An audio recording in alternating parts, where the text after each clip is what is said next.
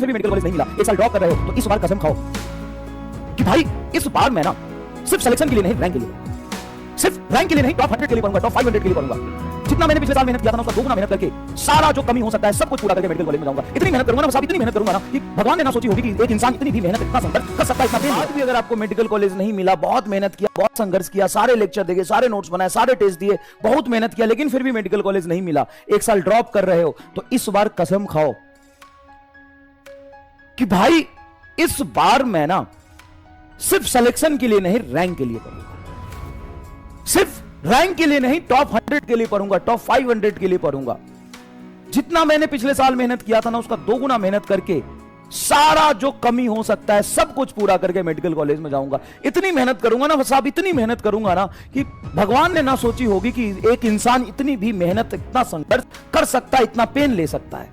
बस बेटा ईमानदारी से कह रहा हूं, सिलेक्शन नहीं होने के पीछे सिर्फ तुम ही नहीं हो कारण, कंपटीशन भी एक कारण है, लेकिन फिर भी उस कंपटीशन को हमें ब्रेक करना पड़ेगा, हमें मेहनत करके उस कंपटीशन को फाइट करना ही पड़ेगा। नीट की तैयारी कंफर्ट जोन में रहने से, बहुत आसानी से, बहुत कंफर्टेबल पोजीशन में रह के, सुकून में रह के नहीं किया जा सकता। आपको एक्स्ट्रा पेन लेना पड़ेगा, नहीं तो अगले साल भी आपको ड्रॉप करना पड़ सकता है।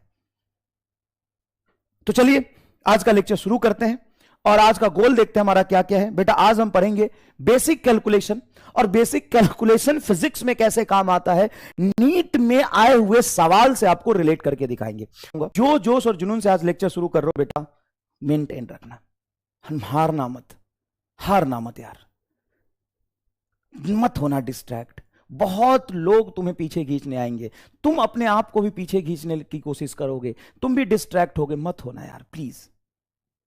तुम्हारे फ्यूचर का सवाल है, तुम्हारा लाइफ है, तुम्हारे माँ बाप का शक्ल देखो, बहुत लोगों ने बहुत सेक्रीफाइस किया है तुम्हारे लिए, बहुत मेहनत कर रहे हो तुम, मत होना डिस्ट्रैक्ट। और जिस भी रीजन से तुम्हारा सिलेक्शन नहीं हुआ है उसको एक पेपर में लिख लो, उसको एक पेपर में लिख लो कि क्या क्या गलती तुम्हारी हुई है, किस रीजन से, किस जगह पे, कौन सा टर्निंग पॉइंट था जहां से तुम सिलेक्शन से दूर हो गए। सोचने से नहीं होता है बेटा कि हम कर लेंगे। बेटा आज मतलब समझो तो कम से कम 5 लाख बच्चे पूरे इंडिया में, 5 लाख बच्चे, 4 से 5 लाख बच्चे पूरे इंडिया में तैयारी शुरू कर रहे होंगे और सब यही सोच रहे हैं कि मैं फोड़ दूंगा। लेकिन सिर्फ सोचने से नहीं होता, उसका एक ब्लूप्रिंट, एक प्लान बनाना पड़ेगा। आपको यहां पे ये सोचना पड़ेगा साहब कि मेरी टर्निंग पॉइंट क्या थी, कहां से मैं डेविएट हो गया था।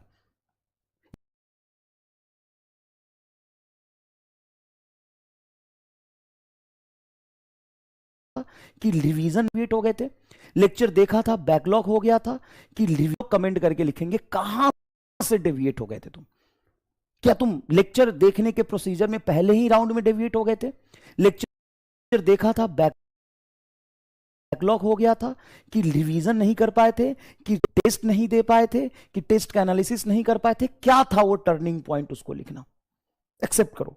और इस बार तुम उसको कैसे इंप्रूव करोगे ये भी लिखो। बेटा सोचने से नहीं होगा, बायोलॉजी सुन, लिखना पड़ेगा, सिर्फ इमेजिनेशन से काम नहीं चलेगा कि मैं कर लूंगा। कैसे करोगे?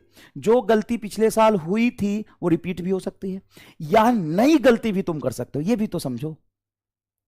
आपको पता नहीं किस तरह का गलती तुम और दोहरा सकते हो, सोचो तो सही। फिर लिख लो कि मैं ऐसे इंप्रूव करूंगा, गलती हुई तो एक चप्पल खरीद के ले आऊंगा, उस चप्पल से 4 चप्पल मारूंगा अपने आप को और गलती को दोबारा रिपीट नहीं होने दूंगा। एक प्लास्टिक का चप्पल खरीद के ले आना, भैया क्लास में जब भी सवाल गलत करोगे तो इसी चप्पल से तुमको लात खाना है, लिख लेना वहां पे MR का चप्पल।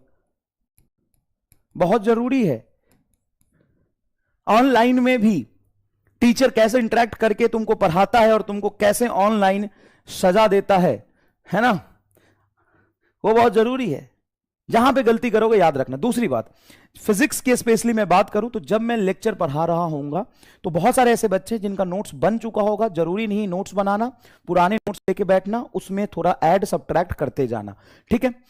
दूसरी बात, जिनके पास नोट्स नहीं है बेटा याद रखना कि सबसे पहले लेक्चर के स्टार्टिंग में जब हम फिजिक्स शुरू करेंगे, बेसिक मैथ्स में तो सभी इंपॉर्टेंट है और प्रैक्टिस ही है, जब हम लेक्चर स्टार्ट करेंगे तो उसमें मैं स्टार्टिंग में आपको बेसिक थ्योरी और बेसिक क्वेश्चन जो एकदम नीट रिलेवेंट होगा, जो करना जरूरी है उस फॉर्मूले को समझने के लिए, और नीट में वैसे सवाल आता है इसीलिए इसको आप नोट्स में लिखेंगे।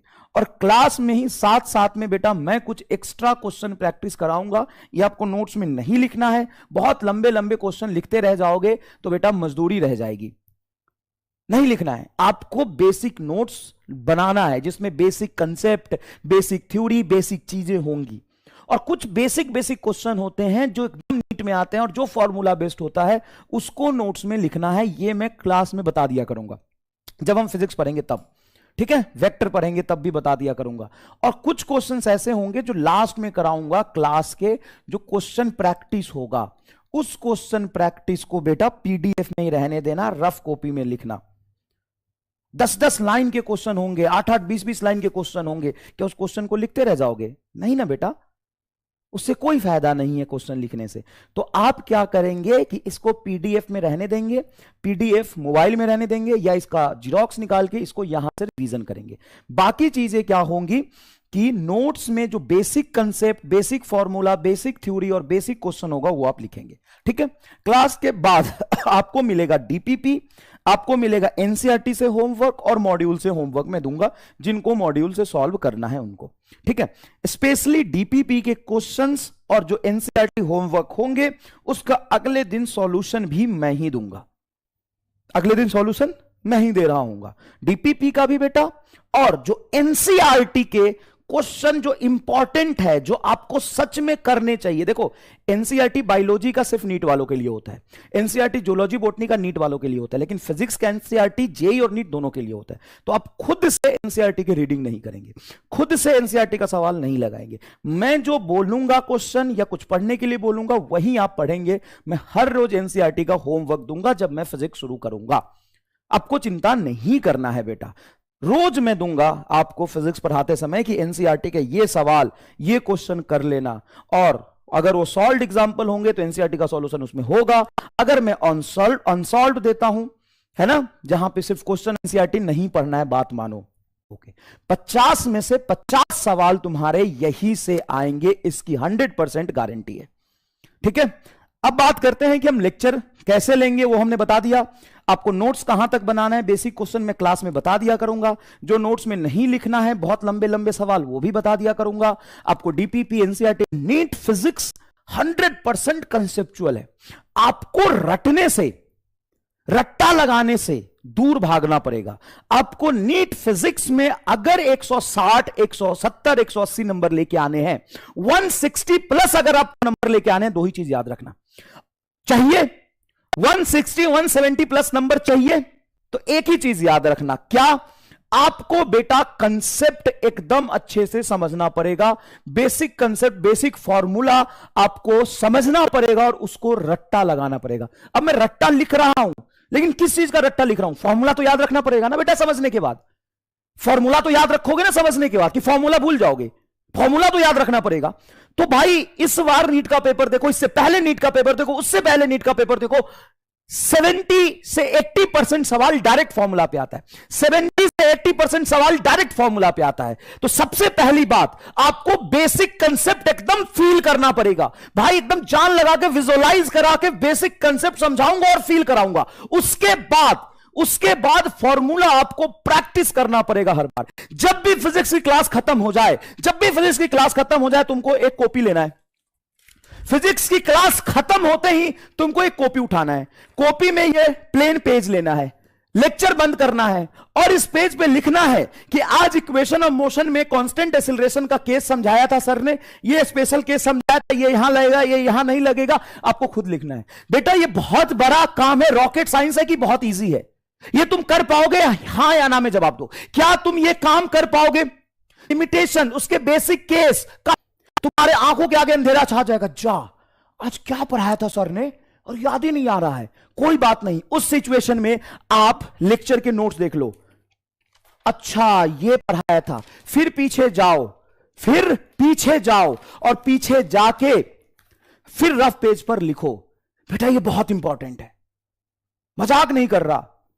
और ये सभी लोगों को क्या करना है, प्रैक्टिस करना है। क्लास के बाद एक रफ पेज लेना है, रफ पेज में फॉर्मूला रफ में लिखना है, थ्योरी, उसके स्पेशल केस, उसके लिमिटेशंस, ये आपको लिखने ही लिखने हैं, ठीक है। और उससे पहले जो मैंने बताया था, एक्सेप्ट योर मिस्टेक, अपने मिस्टेक को एक पेज पर लिखना है और पेज पर अपने मिस्टेक को लिख के अपने होना, ज्यादा सोच के समय मत खराब करना। आता बच्चों को अंग्रेजी पढ़ के क्वेश्चन को समझने की कला आपको डेवलप करनी पड़ेगी, आपको एटीट्यूड डेवलप करना पड़ेगा।